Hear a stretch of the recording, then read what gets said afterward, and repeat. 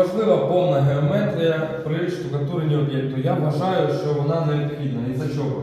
Тому що ми всі кути у нас 90 градусів, стіни всі паралельні. Якщо ми вводимо меблі, хоч цей кут, хоч цей кут, хоч цей кут поставимо, не буде у нас щілин.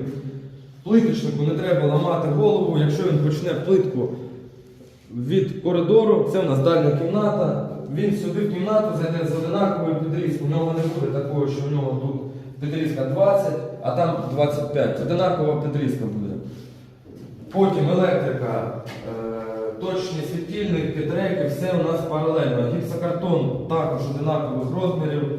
Багато хто штукатурку недооцінює при ремонту. Але штукатурка це як фундамент в будинку.